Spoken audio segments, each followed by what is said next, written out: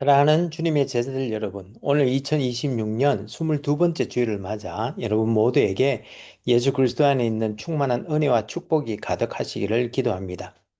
여기 아이오와는 벌써 5월 마지막 주일로 접어들면서 이제 온 대지가 초록으로 물들고 여름 초입에 들어선 가운데 우리는 오늘도 이렇게 주님의 은혜로 예배에 임하고 있습니다. 여러분들이 계신 위스콘신과 일리노이와 미시간과 뉴욕과 또 한국과 세계 도처에서 이 예배에 함께 하시는 분들이 계시는 곳은 어떤지 모르겠습니다만 모쪼록 이 초여름 날에 하나님의 은혜 안에서 모두 건강하고 행복하게 보내시기를 기도합니다. 그럼 오늘 2026년 22번째 주일날 아침에 하나님의 영광의 예배에 초대받고 함께 하신 여러분 모두를 환영하며 전능하신 하나님 우리 아버지, 우리의 구주가 되시는 예수님, 또 우리의 성화주가 되시는 성령님을 예배하는 자리로 함께 나갔으면 좋겠습니다.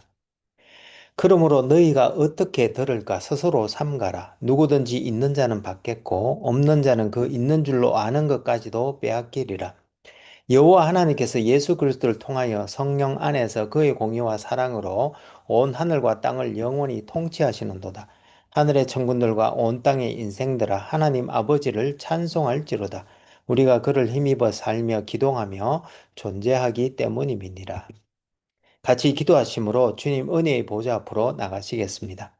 거룩하신 하나님 아버지, 오늘 2026년 22번째 주일을 맞아 창세전에 우리를 택하사 예수 그리스도 안에 있는 믿음으로 우리를 구원하시되 하나님의 말씀과 기도 안에서 우리로 주님에 이르기까지 자라나게 하시니 감사와 찬송을 올려드립니다.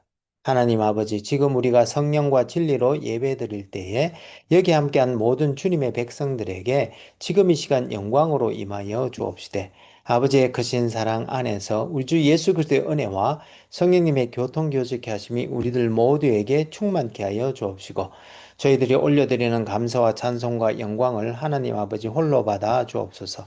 영광의 주님 우리 주님 예수님 이름으로 기도합니다. 아멘. 오늘 하나님께서는 누가복음 8장 9절에서 18절 말씀을 통해서 우리들에게 말씀하시는데 제가 읽어 드릴 때 하나님께서 여러분들의 마음에 친히 말씀해 주실 줄 믿으며 먼저 오늘의 본문을 읽기 전에 오늘 본문의 컨텍스트를 잠시 살펴보았으면 좋겠습니다. 여러분, 우리는 지난주 성령 강림주의를 맞아 성령님께서 오셔서 우리들과 교회 안에서 어떤 일을 하시는지에 대해서 살펴보았는데요.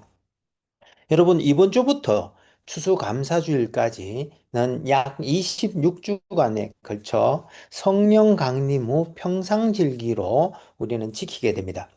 그리고 이 기간 동안에는 오순절에 그의 교회에 강림하신 성령의 도우심과 인도하심을 따라 우리가 주님을 더 가까이 쫓아 살아가게 되는데요. 성령 강림 후 평상절기 첫 번째 주일인 이번 주에는 우리 크리스천의 기본기인 말씀과 기도 중에 우리가 어떻게 주님의 말씀을 들어야 하는지에 대해서 한번 살펴보고 은혜 나눌 수 있기를 소망합니다. 그럼 오늘 본문인 누가복음 8장 9절에서 18절 말씀을 함께 읽어보도록 하겠습니다. 이것은 하나님의 말씀입니다. 제자들이 이 비유의 뜻을 물으니 이르시되 하나님 나라의 비밀을 아는 것이 너희에게는 허락되었으나 다른 사람에게는 비유로 하나니 이는 그들로 보아도 보지 못하고 들어도 깨닫지 못하게 하려 함이라. 이 비유는 이러하니라. 신은 하나님의 말씀이요 길가에 있다는 것은 말씀을 들은 자니 이에 마귀가 가서 그들이 믿어 구원을 얻지 못하게 하려고 말씀을 그 마음에서 빼앗는 것이요 바위 위에 있다는 것은 말씀을 들을 때에 기쁨으로 받으나 뿌리가 없어 잠깐 믿다가 시련을 당할 때에 배반하는 자요. 가시떨기에 떨어졌다는 것은 말씀을 들은 자이나 지내는 중 이생의 염려와 재물과 향락에 기운이 막혀 온전히 결실하지 못하는 자요. 좋은 땅에 있다는 것은 착하고 좋은 마음으로 말씀을 듣고 지키어 인내로 결실하는 자니라. 누구든지 등불을 켜서 그릇으로 덮거나 평상 아래에 두지 아니하고 등경 위에 두나니 이는 들어가는 자들로 그 빛을 보게 하려 함이라. 숨은 것이 장차 드러나지 아니할 것이 없고 감추인 것이 장차 알려지고 나타나지 않을 것이 없느니라. 그러므로 너희가 어떻게 들을까 스스로 삼가라. 누구든지 있는 자는 받겠고 없는 자는 그 있는 줄로 아는 것까지도 빼앗기리라 하시니라. 이것은 하나님의 말씀입니다. 다 같이 감사합니다. 하나님. 잠시 기도하시겠습니다. 오 주님, 지금 이 시간 하나님의 말씀을 듣기를 원합니다. 하늘의 지혜와 진리의 말씀을 들을 때에 성령의 조명하심으로 우리의 마음을 여시고 말씀을 깨닫게 하여 주옵시되 주님의 생명의 말씀에 순종하는 은혜를 더하여 주옵소서. 성령을 보내주신 우리 주님 예수님 이름으로 기도합니다. 아멘. 오늘 2026년 22번째 주일날 아침에 여러분 모두에게 우리 주 예수 그리스도의 은혜와 하나님 아버지의 크신 사랑과 성령님의 교통교제케 하심이 충만하시기를 기도합니다. 여러분 오늘 성령 강림 후 첫 번째 주일인데요. 우리 기독교 신앙의 기본인 말씀과 기도 중에 말씀에 대해서 한번 생각해 보기를 원합니다. 여러분, 그런데 우리들뿐만 아니라 불교의 스님들도 또 여러 철학자들도 실은 성경을 많이 읽으시고 성경에 대해 잘 아시는 분들이 많아서 그분들과 같이 이야기를 나누다 보면 그분들이 오히려 성경 말씀을 인용하면서 말씀을 하시는 등 저도 깜짝 놀랄 때가 많이 있습니다. 그분들이 얼마나 성경 말씀을 잘 아시는지 때로는 부끄러워 얼굴조차 뜨거워지는 경험을 할 때도 있는데요. 여러분들도 저와 같은 경험을 하지 않으시려면 앞으로 성경 많이 읽으시기를 권해드립니다. 그런데 여러분, 특히 불교인들을 만나면 성경에서 말하는 십계명의 두 번째 돌판이나 불교에서 말하는 오계, 즉 불살생, 살생을 하지 않음, 불투도, 즉 남의 물건을 훔치거나 탐내지 않음, 불사음, 즉 부정한 성관계를 맺지 않음, 불망어, 즉 거짓말을 하지 않음, 그리고 불엄주, 즉 술과 마약을 하지 않는 것이 비슷하니 결국 기독교나 불교나 추구하는 바가 같다고 하면서 길은 조금 다르지만 둘 다 결국 진리에 이르기 위한 것이라고 하는 그런 이야기를 많이 듣게 되는데 여러분들은 어떻게 생각하시는지요? 오늘 본문 말씀에 주님께서는 복음의 말씀이 열매 맺을 수 있는 땅과 열매 맺을 수 없는 좋은 땅에 대해서 한 네 가지 비유로 말씀하고 계신데요. 우리 함께 오늘 본문 말씀을 통해 같이 깊이 묵상해 보면서 은혜 나눌 수 있기를 소망합니다. 누가복음은 전체적으로 네 부분으로 나뉘어져 있습니다. 1장 1절부터 4장 13절까지는 예수님께서 동정녀 마리아에게서 나신 후 성장하여 성령의 기름 부음을 받으시기까지 예수님의 사역 준비 과정을 소개하고 있습니다. 그리고 이어서 예수님의 사역을 크게 세 가지 지역으로 나누면서 요약하고 있는데요. 첫 번째는 4장 14절부터 9장 50절까지 나오는 것처럼 1차, 2차, 3차에 걸친 갈릴리에서 병자를 치유하시고 귀신을 내쫓는 등 갈릴리에서의 하나님 나라 사역을 소개하고 있습니다. 그리고 두 번째는 9장 51절부터 19장 27절까지 긴 단락에서 이제 갈릴리에서 예루살렘으로 이동하시는 중에 행하신 제자 훈련 사역을 소개하고 있고요. 그리고 마지막으로 19장 28절에서 24장 53절까지에서는 예루살렘에서 이루어진 대속 사역, 즉 십자가에서 죽으셨다가 3일 만에 부활하신 후 성천하신 사건을 기록하고 있습니다. 그 중에 오늘 본문은 갈릴리에서 이루어진 3차에 걸친 지상사역 중에 예수님께서 각 성과 마을을 두루 다니시며 하나님 나라를 선포하셨는데 청중들의 반응이 각각 다른 것에 대하여 네 가지 땅에 떨어진 시 비유를 통해 비유로 말씀해 주셨는데 이 비유를 잘 알아듣지 못한 제자들이 예수님께 비유의 뜻을 묻자 이에 오늘 본문 9절에서 18절에 이르기까지 그 뜻을 풀어주셨는데 주님께서는 이 비유에서 씨는 하나님의 말씀, 즉 복음의 말씀으로 길 위에 뿌려졌다는 것은 사람이 많이 다녀 아예 씨가 뿌리 내지 못하는 땅을 의미하는 바 이때는 마귀가 그 말씀을 뺏어가게 된다고 말씀해 주셨습니다. 그리고 두 번째로 바위 위에 떨어졌다는 것은 팔레스틴 지방의 석회암 안반 위에 얕은 흙청만 있는 땅을 말하는데 그런 땅에서는 수분이나 영양분이 없기 때문에 식물이 비록 발화는 하지만 시들어 죽게 되는데 이와 같은 마음밭을 바위 위에 떨어진 시로 비유하셨던 것입니다.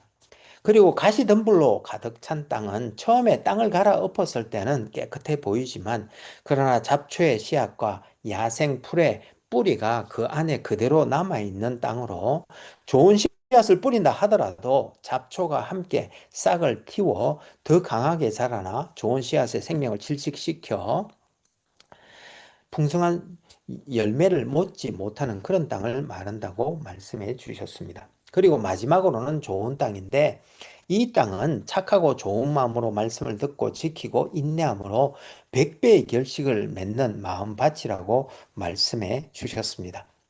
이와 같이 4장에서 9장에 걸친 사역에서 주님은 많은 청중을 만나 하나님 나라를 선포하셨지만 그러나 청중들 중 대다수는 뭔가 엄청나고 확신한 일이 일어나기만을 기다리고 있었는데요. 즉 새로운 왕이 나타나 헤롯을 다도하거나 합법적인 새 제사장이 등장하여 현재의 대제사장을 몰아내고 또 유대교 운동이 일어나 주인처럼 행세하는 로마 이방인들을 제거해 주기를 손꼽아 기다렸는데 그런데 이러한 일들은 일어나지 않았으며 실은 예수님께서는 사람들의 눈과 귀가 열려서 그들이 하나님이 예수님을 통해서 실제로 하고 계신 일을 보고 듣게 되기를 간절히 바라였었습니다. 그러나 고향 나사렛 사람들은 누가가 소개한 것처럼 그들의 회당에서 예수님께서 하신 이사야서에 대한 설교를 듣기는 했지만 그들의 선입견에 사로잡혀 예수님의 말씀을 짓밟고 또한 공중의 새가 그 말씀을 쪼아 먹어버렸습니다. 그리고 한 바리새인은 예수님의 말씀을 듣고자 예수님을 자기 집에 식착 초대를 했고 예수님께서는 그의 편견의 자갈밭에 말씀의 씨를 뿌렸지만 그러나 예수님의 행동과 말씀은 기대 이상으로 충격적이어서 그는 그의 편견을 버리지 못하고 오히려 가급적 거리를 두게 되었습니다. 또 이 세대 사람들은 마음에 다른 것이 가득하여 예수님과 같은 예언자를 원하지 않았는 바 복음의 씨가 가시덤불 사이에 뿌려져 결국 기운이 막혀 결실하지 못하였다고 누가는 소개하고 있습니다. 그러나 여기서 누가는 또한 좋은 마음밭을 가지고 열매를 맺는 사람들이 있음도 소개하고 있는데요. 7장 1절에서 10절에 보면 예수님은 그의 말씀만으로도 그의 종의 중병이 떠나게 할 수 있는 권위가 있음을 믿는 믿음의 사람 이방인 백부장도 소개되어 있고요. 또 떳떳하지 못한 직업을 버리고 예수님을 따른 세리 레위도 있음을 말하고 있고 그리고 마음 깊은 곳에서 체험한 하나님의 용서와 새 생명에 감사하여 예수님께 와서 향유 옥합을 깨뜨려 그의 발에 붓고 자기 머리털로 닦아준 무명의 여인도 있음을 소개하고 있는데요. 이와 같이 주님은 말씀이 뿌리를 내리고 싹을 틔우며 또한 자라나 열매를 맺는 땅을 좋은 마음밭이라고 하시면서 이러한 마음의 특성을 세 가지로 요약해 주시고 있습니다. 즉 착하고 좋은 마음으로 말씀을 듣는 마음. 여기서 착한 혹은 좋은으로 번역된 헬라어 칼로스와 아가소스는 착하고 좋은 뜻이란 뜻도 있지만 실은 정직한 혹은 순종적인 뜻이란 뜻도 있어서 정직하고 순종적인 마음으로 말씀을 듣는 마음을 말하고 있습니다. 또 그 착한 마음은 그 말씀대로 지키는 마음을 말하는데 여기서 이 지키다는 말이 현재형으로 써 있어서 지속적으로 말씀을 지키는 것을 의미합니다. 그리고 마지막으로 인내로 결실을 맺는 마음을 뜻하는데 결국 말씀을 들으면 순종하는 마음으로 지속적으로 지키는 가운데 인내함으로 결실을 맺는 그런 마음을 좋은 마음이라고 말씀하시고 있는 것입니다. 오늘 본문 말씀에서 두세 가지 함께 묵상해 보면서 은혜 나누기를 원하는데요. 첫 번째로 10절과 18절에 보면 주님의 말씀은 실은 닫혀 있는 그런 책이란 점입니다. 무슨 말인가 하면 오늘 본문에서도 제자들도 주님의 비유의 말씀을 이해할 수 없었던 것처럼 보혜사의 도움이 없이는 하나님 나라의 비밀을 깨달을 수 없다는 것입니다. 그래서 요한복음 6장에서도 보면 오병이의 기적을 체험한 수많은 사람들이 예수님을 따랐지만 주님께서 복음을 선포하시자 다 떠나버리고 제자들만 남았던 것이고요. 그리고 또 다른 종교의 지식이 높고 지혜가 뛰어난 분들이 성경 말씀을 읽고는 순종해야 할 일련의 도덕률로만 이해하여 자신의 종교와 같다고 이야기도 하기도 하는 것이며, 또한 심지어 이스라엘의 바리새인과 서기관들조차도 하나님의 율법을 무겁고 힘든 멍에들로 이해하였던 것입니다. 그래서 로마서 3장 11절에서는 깨닫는 자가 없다고 말씀하고 있으면서 신명기 29장 4절에서는 깨닫는 마음과 보는 눈과 듣는 귀는 여호와께서 주시는 것이라고 말씀하고 있는 것입니다. 그렇습니다. 우리들이 말씀을 읽고 들을 때에 깨달아진다면 그것 자체가 큰 은혜입니다. 그리고 본문에서 제자들이 예수님의 말씀을 이해하지 못할 때 예수님께서 풀어 설명해 주시던 것처럼 요한복음 14장 26절에서는 우리에게 오신 성령님께서는 그 말씀의 뜻을 깨닫게 주신다고 말씀해 주시고 있고, 또 성령님께서는 교회에도 각양 은사와 직분, 특히 목사와 교사를 세우셔서 하나님의 말씀을 가르치게 하셨는 바, 이렇게 주님의 복음을 듣고 깨닫는 우리 모두는 모두 복받은 사람임을 기억해야 할 줄로 믿습니다. 그리고 두 번째로 우리가 묵상해 보기를 원하는 것은 16절과 17절 말씀인데요. 13세기 이탈리아 신학자 보나벤투라는 말씀은 펄게이션, 즉 죄를 정화시키고 illumination to truth, 즉 진리로 인도하며 perfective union, 즉 그리스도와의 연합을 완성해 준다라고 말하였습니다. 이렇게 말씀은 죄를 정화시킬 수 있는데요. 그 이유는 성경은 디모데후서 3장 16절 말씀처럼 교훈과 책망과 바르게 함과 의로 교육하기에 유익할 뿐만 아니라, 그 말씀이 선포되면 히브리서 4장 14절 말씀처럼 하나님의 말씀은 살아있고 활력이 있어 좌우의 날선 어떤 것보다 예리하여 혼과 영과 및 관절과 골수를 찔러 쪼개고 마음의 생각과 뜻을 판단하는 일이 내 마음에서 일어나기 때문인데, 오늘 본문에서는 그것을 16절과 17절에서 말씀의 빛을 비추어 숨은 것들이 드러나게 된다, 즉 우리 마음속에 숨겨진 바위나 잡초들이 드러나게 된다라고 말씀하고 있는데, 이 말씀은 우리가 말씀을 읽거나 들을 때 어떤 단어나 구절이 우리 마음을 찌르게 되는 현상이 일어나는 것을 말하는 것입니다. 그러면 이때 우리는 백화점식 말씀 듣기, 즉 그저 듣기에 좋은 말만 선택해서 들으려 하지 말고, 여러분들의 마음을 찌르는 그 말씀을 오늘 본문 15절 말씀처럼 착하고 좋은 마음, 다른 말로 하면 말씀 앞에 정직하고 순종하려는 마음으로 그 말씀을 받아야 하는데, 그 순간이 바로 말씀이 말씀 받는 자, 듣는 자의 컨텍스트와 만나는 순간인 것입니다.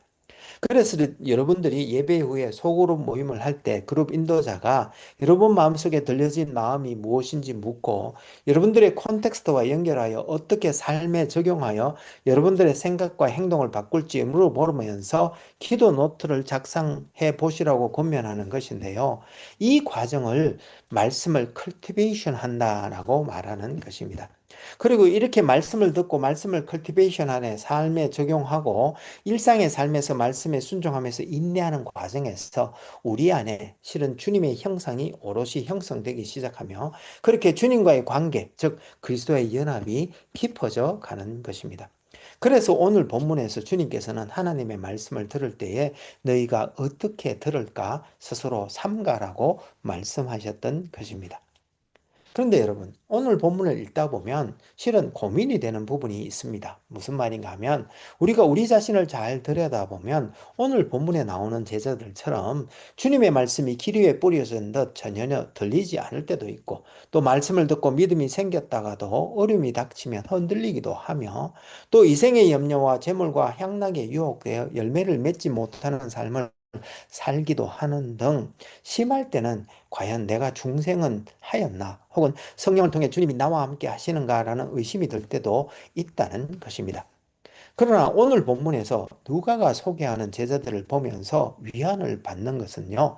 누가가 마감만큼 가혹하게 제자들의 약점을 부각하지는 않았지만 누가 역시 갈팡질팡하면서 주님의 도움과 새로운 방향 정립이 절실하게 필요한 제자들의 모습을 그대로 보여주면서도 그러나 비록 더디기는 하지만 주님에 대해서 조금씩 더 알아가는 열두 제자들을 소개하면서 아직 열매를 맺을 만큼 성숙하지는 못하였지만 그럼에도 불구하고 주님의 가르침과 도우심으로 약속된 열매가 맺히기까지 인내하는 제자들의 모습을 그리고 있는 바 우리는 여기서 성장과 성숙에는 시간과 또한 주님의 은혜로 말미암는 인내가 필요한 것을 알고 또 기다리고 인내하는 우리 모두가 되어야 될 줄로 믿습니다.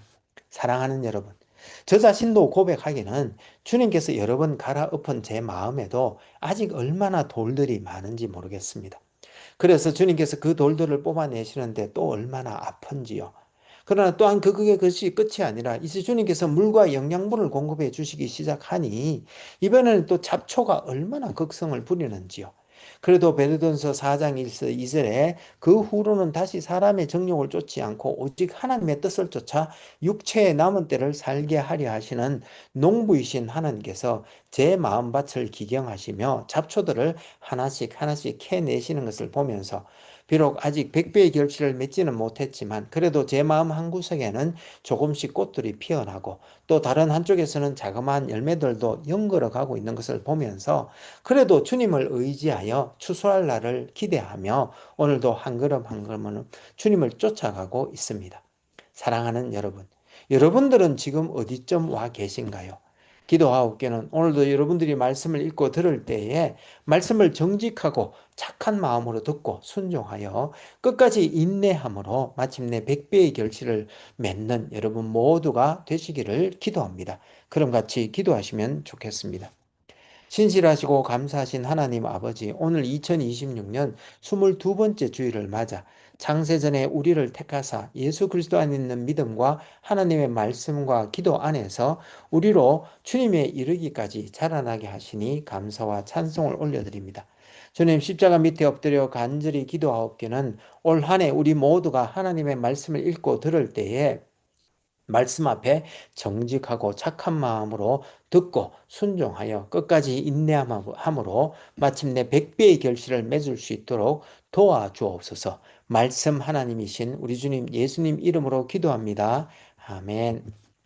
이제는 우리 주 예수 그리스도의 은혜가 매일매일 우리를 새롭게 하며 우리 여호와 하나님의 크신 사랑이 우리로 하여금 형제자매와 이웃을 품고 사랑으로 섬기게 하되 성령님의 권능 주심과 교통 교제케 하심을 통하여 선한 일에 더욱 열심을 낼 때에 우리가 다음에 다시 만나는 그날까지 올 한 해 우리 모두가 하나님의 말씀을 읽고 들을 때에 말씀 앞에 정직하고 착한 마음으로 듣고 순종하여 끝까지 인내함으로 마침내 100배의 결실을 맺을 수 있기를 간절히 축원하옵나이다. 아멘. 감사합니다, 여러분. 오늘 2026년 22번째 주일날 아침에 우리 주 예수 그리스도의 놀라운 은혜와 하나님의 크신 사랑과 성령님의 교통교제케 하심이 차고 넘치는 복된 한 주가 되시기를 기도합니다. 혹 여러분들 중에 다음 세대를 세우고자 하는 저희 하늘교회 비전에 성원해 주시기를 원하시는 분은 젤러 계정 info@churchbeyondborders.com으로 후원해 주시거나 혹은 책을 보내실 분은 Church Beyond Borders 앞으로 책을 쓰셔서 교회 주소 4122 Fourth Street, Des Moines, Iowa 50313로 보내주시면 감사하겠습니다. 그럼 다음 주에 다시 은혜로 만나 뵙겠습니다. 사랑합니다. 감사합니다. 축복합니다. 바이.